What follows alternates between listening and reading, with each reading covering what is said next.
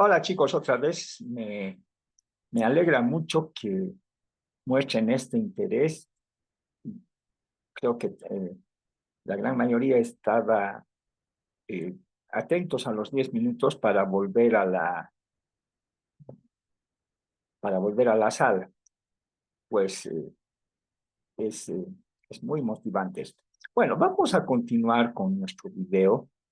Ya han visto que nos deja cosas muy, pero muy interesantes. Voy a configurar un segundito el sonido.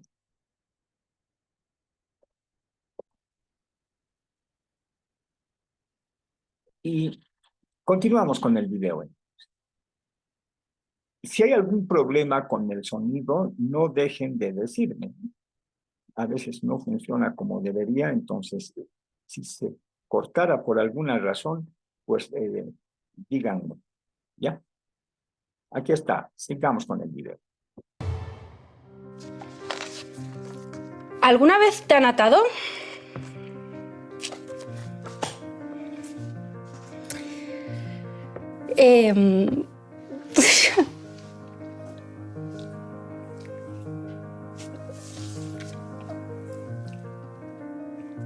Tranquila, Luz.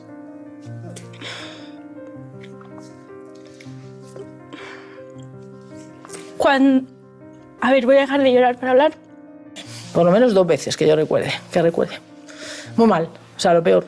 O sea, es lo peor que te pueden hacer. Es como si te agredieran. O sea, no puedes utilizar tu cuerpo. No te puedes defender. En ese momento pueden hacer contigo lo que quieran. Que te atan, o sea, lo que es las manos, las piernas, aquí el tórax también, estás totalmente expuesto ahí y no puedes moverte. O sea, eso es peor que estar en la cárcel. O sea, es una sensación de además, a saber cuándo te van a liberar, ¿sabes? Porque no sabes. A mí sí, en los esquizofrénicos.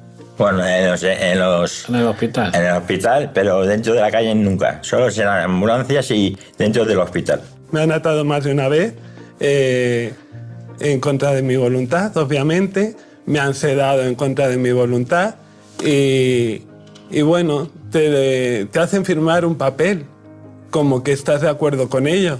Pero en ese momento no estás ni para leer el papel, ni para saber lo que te están haciendo, ni nada.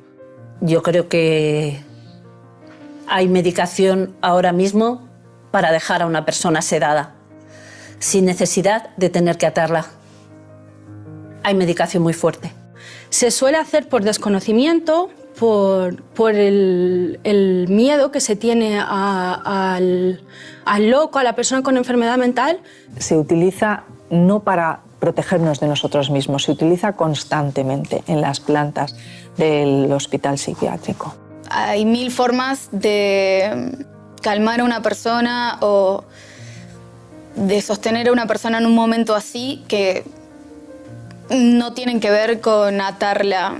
Se podría evitar perfectamente con 2 cosas. Formación de las personas que trabajan en urgencias o en las unidades de agudos y con tiempo. Nunca me han atado, sí me han amenazado con atarme.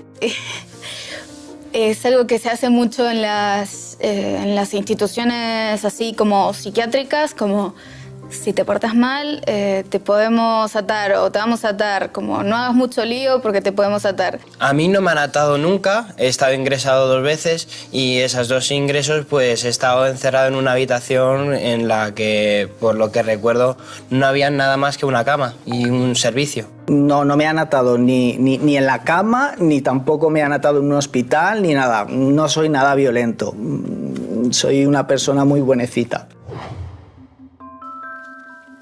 ¿Es verdad que todos sois genios o artistas?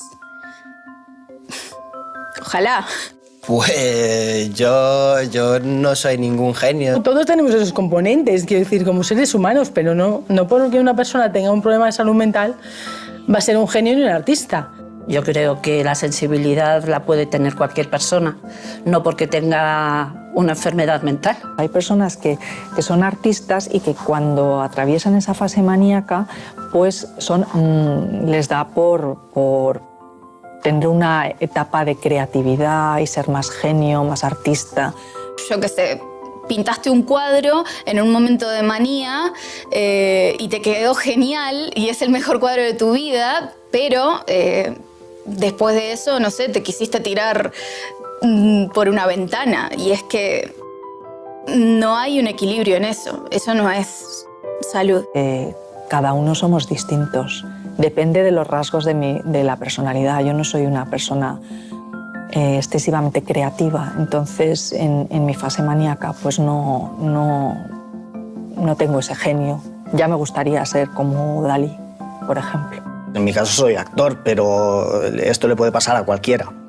Pues yo sí me considero un poco genio y un poco artista, aunque suene un poco raro, pero creo que es algo que en cierto modo es un mito, en cierto modo no lo es tanto. Sí es cierto que en mi caso, en mi diagnóstico, el trastorno bipolar está comprobado empíricamente que está relacionado con la creatividad. He hecho 15 exposiciones, alguna galería que otra, algunas publicaciones, o sea, una capacidad creativa y una parte humorística que me llevan reconociendo, no yo, la gente de fuera, que es que tiene que ver con lo que dices, que es genial, no porque lo diga yo, porque es que me lo dicen los de fuera, ¿sabes?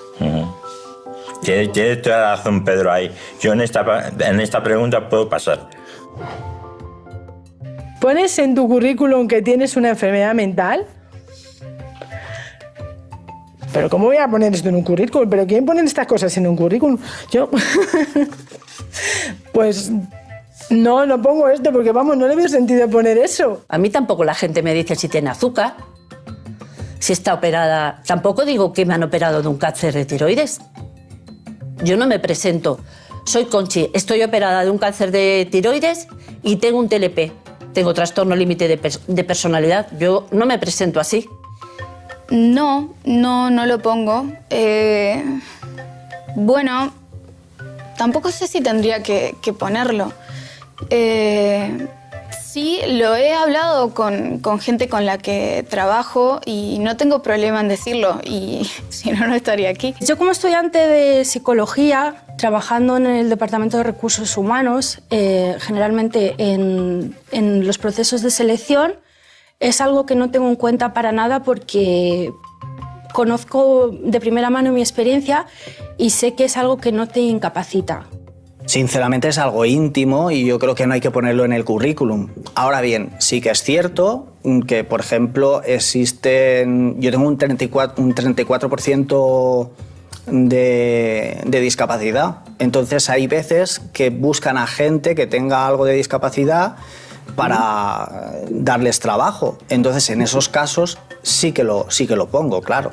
He optado por trabajos por la vía de la discapacidad. Porque luego Hacienda te retiene muy poco dinero. Que eso no me enteré yo hasta más tarde, claro. Incluso en las asociaciones o centros dedicados a dar empleo a los discapacitados seleccionan qué tipo de discapacitados quieren. Pero creo que las empresas que contratan a personas con discapacidad lo hacen simplemente para desgravarse por nosotros en la seguridad social. cuando voy a una entrevista, normalmente digo que tengo una discapacidad. Si me preguntan después qué discapacidad tengo, pues digo una psíquica. Pero si ya empiezan a preguntarme qué es lo que tengo y digo que tengo esquizofrenia, pues más de una vez me han descartado Justo le digo el diagnóstico y ya me descartan del trabajo. Yo lo oculté los primeros 20 años, primero porque me lo recomendó el propio psiquiatra. O sea, que los psiquiatras saben que hay estigma en eso. No dije nada y, de hecho, a los 9 meses así me hicieron fijos. Con buena gente no tiene por qué haber rechazo. De hecho, yo no he tenido rechazo. Pero como topes con gente que te juzga, que está ahí pensando lo peor por tener un problema de salud mental, ahí sí que hay mucho estigma y claro, muchas más dificultades para acceder a un puesto de trabajo. Que eso depende con quién des. Pues yo lo he hecho en 4 caminos y el jefe no me ha dicho nada. Dice, ¿tú sabes tirar cañas y poner bollos? Sí. O mañana a las 8 a trabajar. Y ya está. ¿En la primera cita cuentas que tienes una enfermedad mental? No. En la primera cita no cuento que tengo una enfermedad mental. De todas formas, hace mucho que no tengo una primera cita.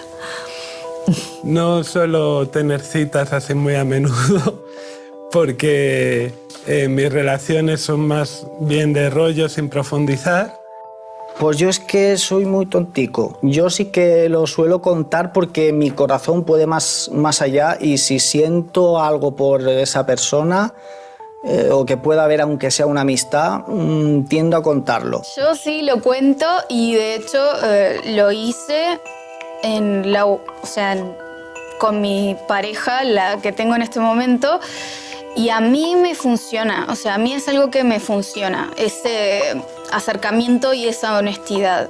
Bueno, en realidad en la primera cita con mi actual marido sí que se lo conté. Sí que se lo conté. Tenía que contárselo. O sea, para mí era una cosa muy importante el que me aceptara y me quisiera con el problema que tengo. Pues yo, la única chavala que tengo, bueno, que llevo un año con ella, se lo dije el primer día y me aceptó y ya está. Y no tiene ni enfermedad mental, ni nada. Mira que me lo dice la psicóloga 20.000 veces. No tienes que contar eso, que es una intimidad. Primero deja que te conozcan y luego ya lo cuentas. Pero yo suelo contarlo. Considero que decir de buenas a primeras, sin que te lo haya preguntado, tengo una enfermedad mental, es tirarte piedras contra tu propio tejado. Yo es que cuando lo digo normalmente es que te dicen que no de entrada, por eso ya procuro no decirlo. Es una decisión tuya y no digo que tengo en la primera cita que tengo un problema de salud mental. También tengo que decir que es imprescindible cuando ya llevas tiempo en pareja, o cuando vas a establecer una pareja, que la otra persona te conozca. Eso, si no lo cuentas y más adelante, cuando se lo dices, te va a dejar igual, pues que me deje al principio.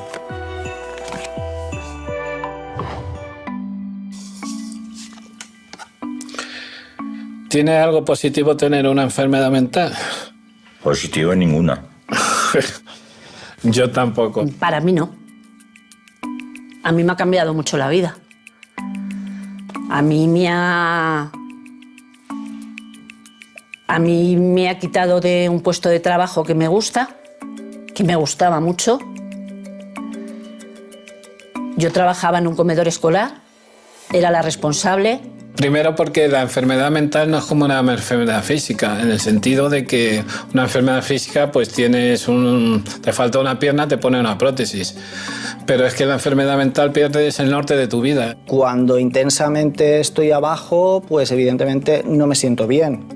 Pero cuando intensamente estoy arriba, os puedo asegurar que nadie de vosotros, si no tenéis este tipo de trastorno, podéis sentiros tan bien como me siento yo. A lo mejor si hubiera tenido una vida sin enfermedad mental hubiese sido una vida completamente plana y que a lo mejor incluso había sido menos emocionante de la que tengo yo ahora. Yo creo que es positivo porque, como dice el dicho, lo que no te mata te hace más fuerte. Y entonces, pues, hemos aprendido a ser fuertes, hemos aprendido a superarnos y a luchar día a día con y contra la enfermedad. Yo he cambiado mucho. Yo era una persona que vivía muy ajena a este mundo, ¿no? Y ahora que lo conozco más a fondo, he conocido a gente estupenda. He aprendido que todo tiene un lugar muy preciso y que esta enfermedad vino por algo, vino a enseñarme tal vez a ir más despacio en algunas cosas, a estar como un poco más tranquila.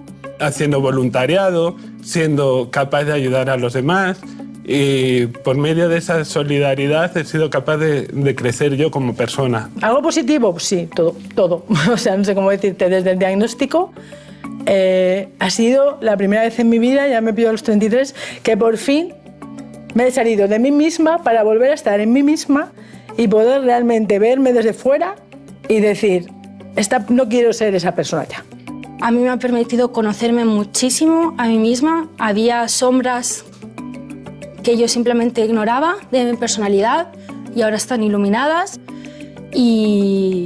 Y desde luego creo que soy una persona mucho más completa y más madura. ¿Qué se puede hacer para mejorar la imagen que la gente tiene de vosotros? Hombre, pues lo que estáis haciendo vosotros. Y que se vea que somos como vosotros, si es que somos iguales.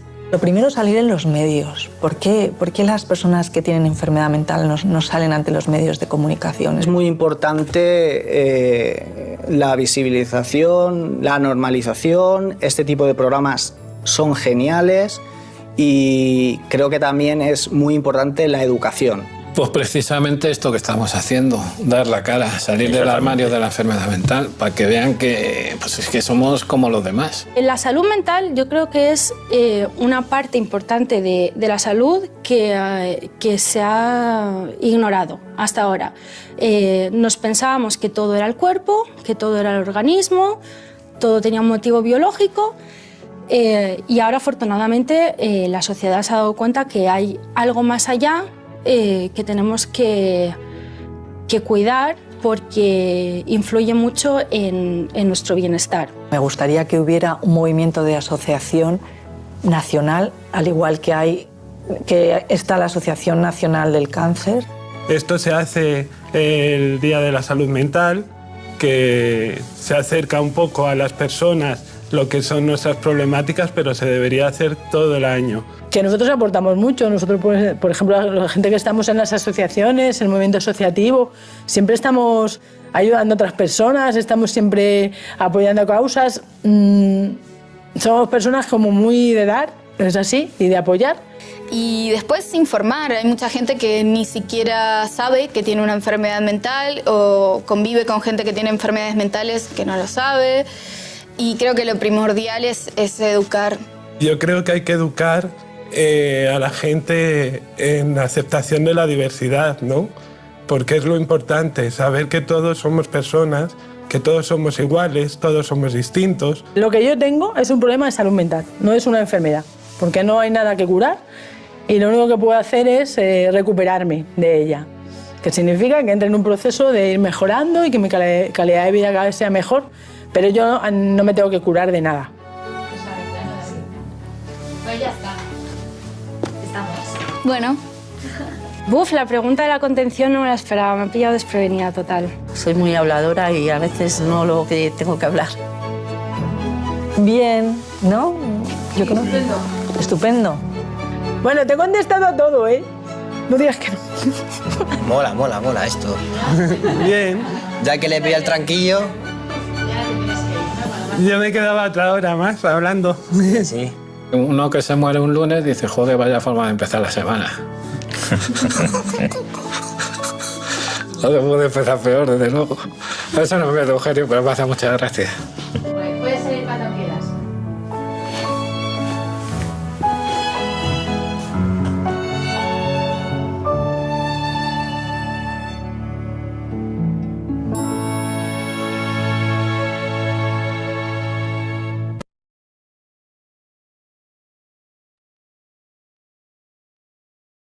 Bien, ha concluido el video, pero creo que nos deja muchos elementos para la reflexión. Más allá de los puntos que nos habíamos trazado para reflexionar y analizar, ¿qué ¿Qué opinión les merece todo esto? ¿Qué interrogantes se plantean? ¿Qué dicen?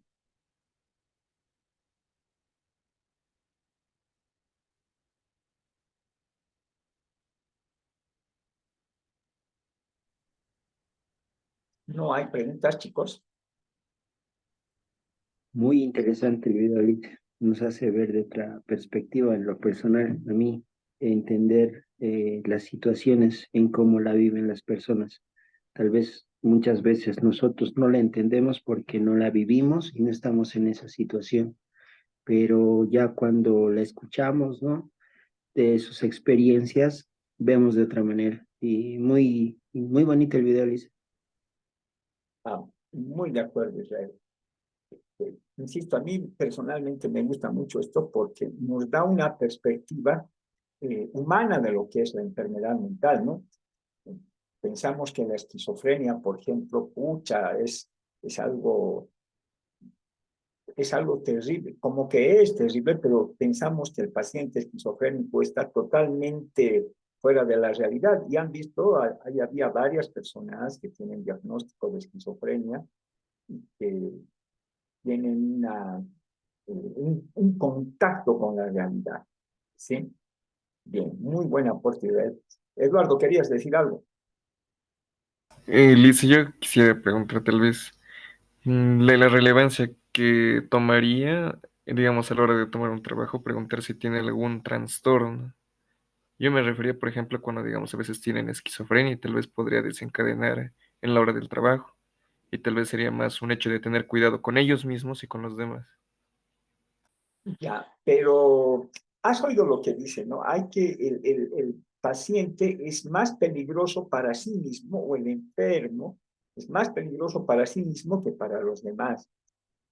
Es un mito eso de que los pacientes esquizofrénicos son peligrosos para la sociedad. Mucho más peligroso es el psicópata. Totalmente. Entonces, ahora, a veces la psicopatología que conocemos es la psicopatología psicoanalítica, ¿no? Todos estos pacientes están medicados, por lo tanto están estabilizados.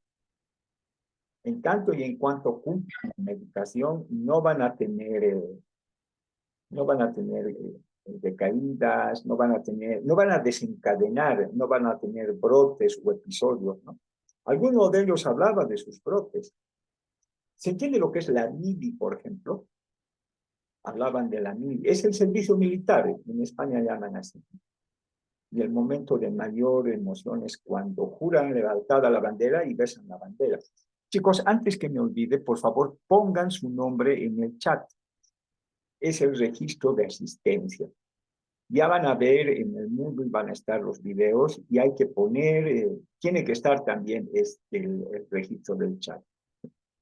Pues les agradezco a todos quienes están poniendo sus nombres. Por favor, todos tienen que poner su nombre. Bueno, ¿alguna otra cosa que nos deje el video?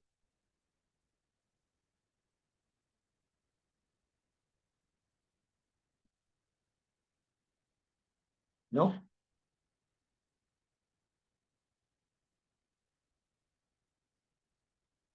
Bueno, si no hay más que comentar, hemos visto ese video que presenta el doctor Facundo Manes, los secretos del lóbulo frontal, lo que nos hace humanos, ¿verdad?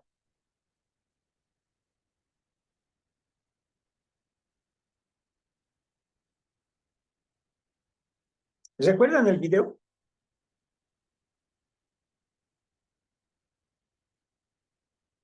Quizás podamos volver a verlo. Ya que están tan calladitos. Ojalá si estuvieran en las clases presenciales. Bueno, entonces aquí vamos a ver otro video.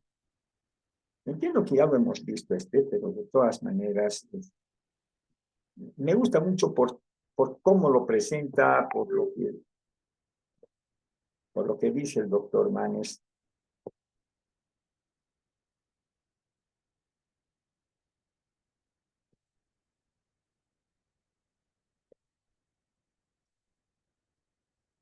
ya, sin... Perdón.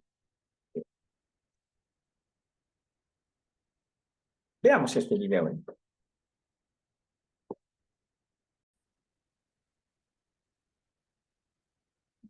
No.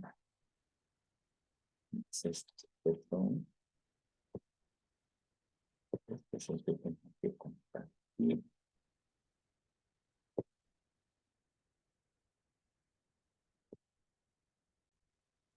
Bien. Sigan con atención entonces. Solamente una pregunta para este video. ¿Cuál es la función del lóbulo frontal? Porque el doctor Manes nos va a hablar del lóbulo frontal. ¿Sí? Entonces, ¿cuál es la... Bueno, tiene muchas funciones, pero ¿cuál es la función fundamental? ¿Cuál es la función más importante del lóbulo frontal? Aquí está.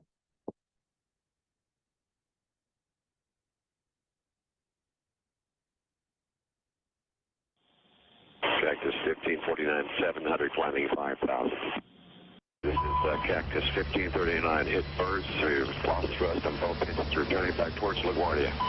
Okay, you need to return to LaGuardia. Turn left heading up 220. We're unable, we may end up in the Hudson. Cactus 1549, radar contact is lost. You also got Newark Airport up at 2 o'clock in about 7 miles.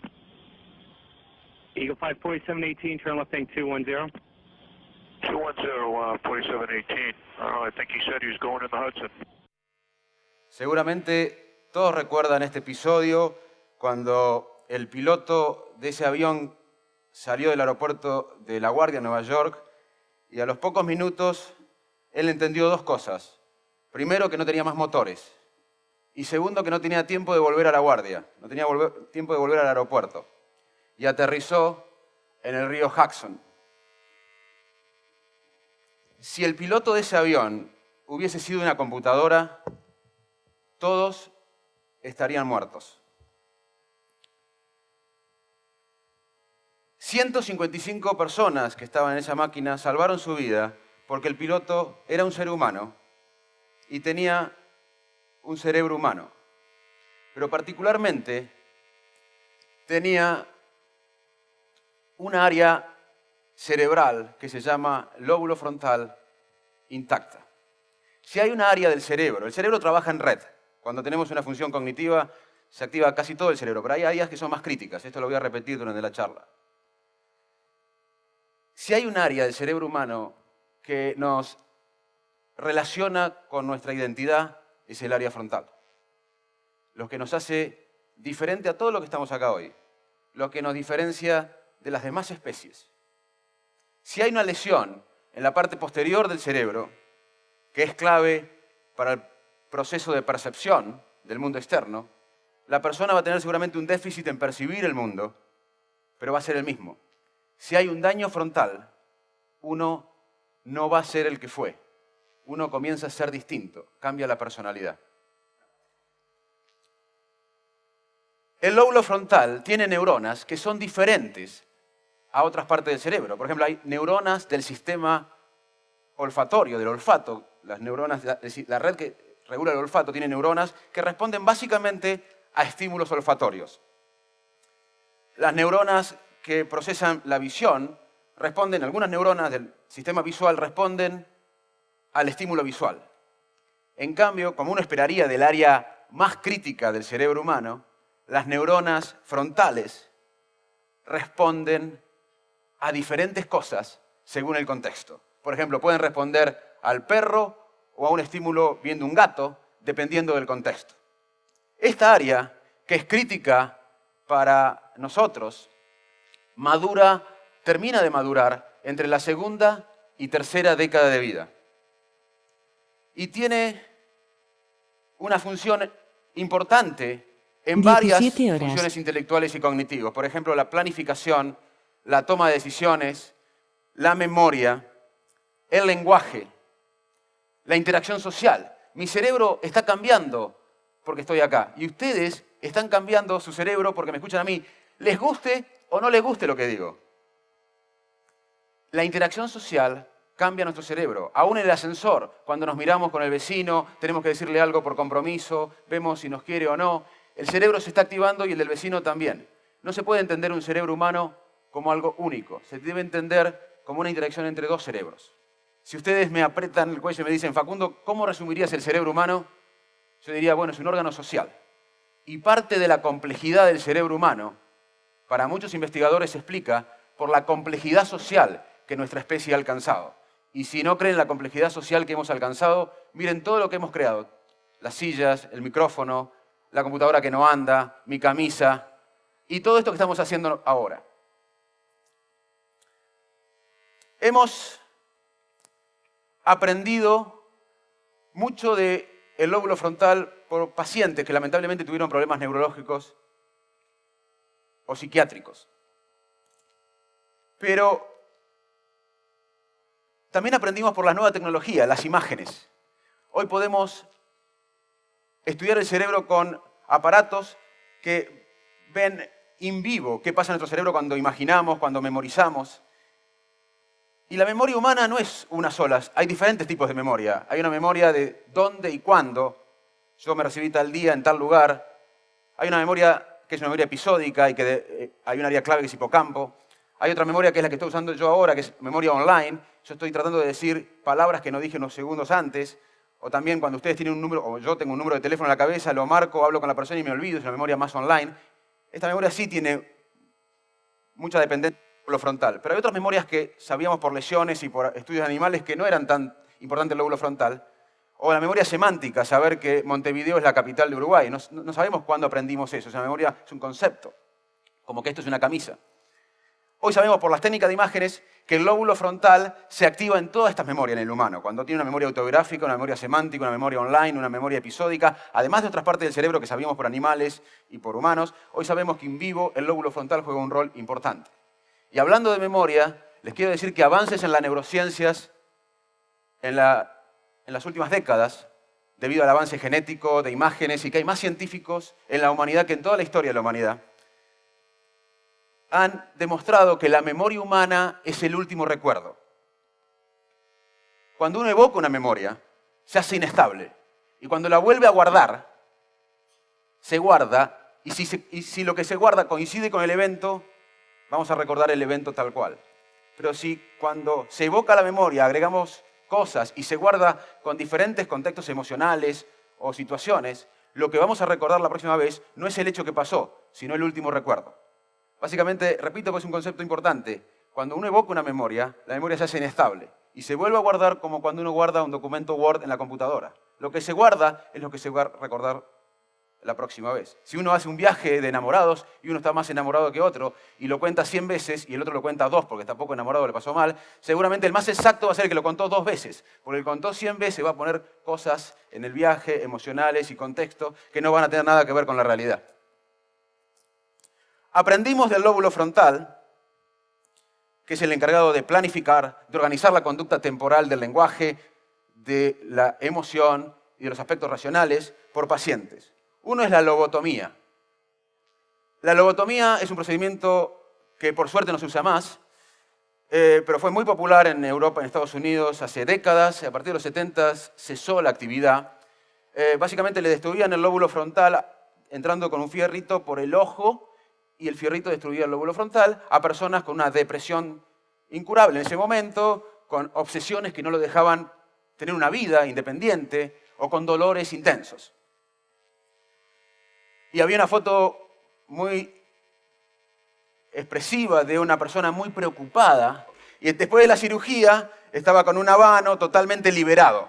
Se le habían acabado las obsesiones, pero había dejado de ser él mismo. Estaba totalmente desinhibido, despreocupado. Y ahí aprendimos, lamentablemente, de lo que sucede con una lesión frontal. También aprendimos sobre lo que pasa con una lesión frontal, con un experimento lamentablemente natural que sucedió en Cavendish, un pueblo de Vermont. En Cavendish, Vermont, había una empresa de ferrocarril que estaba construyendo el ferrocarril y un capataz, Phineas Gage, era muy obsesivo llegaba temprano a trabajar, se iba último, todo el mundo confiaba en la palabra de él, los jefes en la empresa confiaban en él, los obreros que dependían de él estaban muy contentos, una persona muy confiable, hasta que un fierro por una explosión de una mina le atravesó el lóbulo frontal. Lo llevan, el fierro salió, o sea, no quedó incrustado. Básicamente esta parte del cerebro había desaparecido.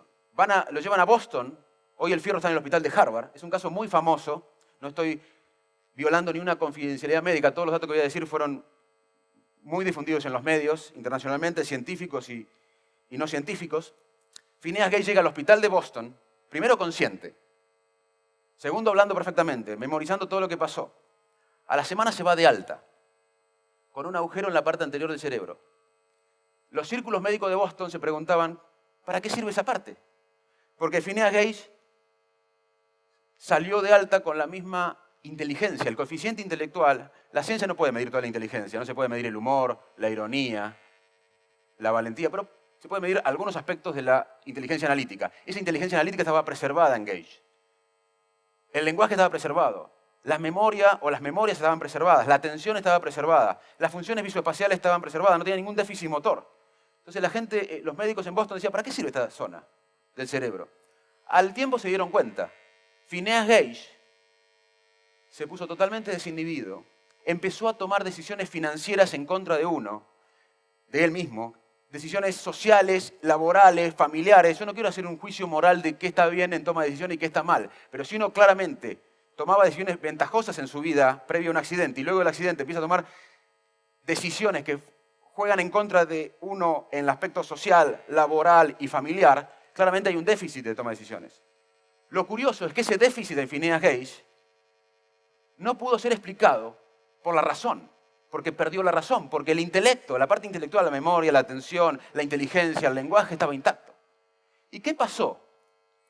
Es que el fierro atravesó la zona frontal, que cumple otra función, además de todas las que le dije antes, que es regular la emoción y lo racional. El lóbulo frontal es el que se encarga a nuestro cerebro de adaptar socialmente los impulsos innatos que todos tenemos. Todos queremos devolver una piña a alguien si nos pega de sorpresa, todos, pero algunos no lo hacen. Todos queremos acercarnos al estímulo sexual, todos. Y todos queremos decirle a una persona que es molesta o mentirosa o cínica que es un mentiroso y un cínico. Y eso es lo que las personas con daño frontal hacen.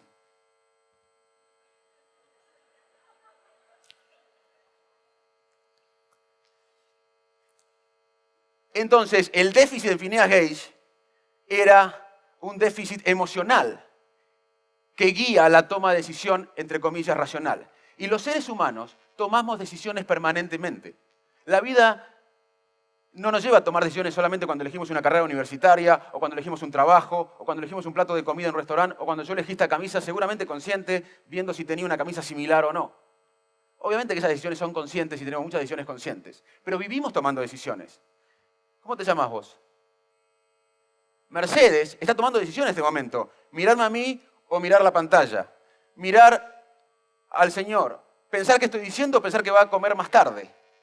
Vivimos tomando decisiones y el cerebro evolutivamente ha desarrollado un mecanismo de toma de decisiones donde no puede evaluar los pros y las contras permanentemente, porque si no tenemos tiempo para hacer todas las decisiones que tomamos. Porque tomar decisiones no es solamente elegir un plato de comida o una camisa o una carrera universitaria.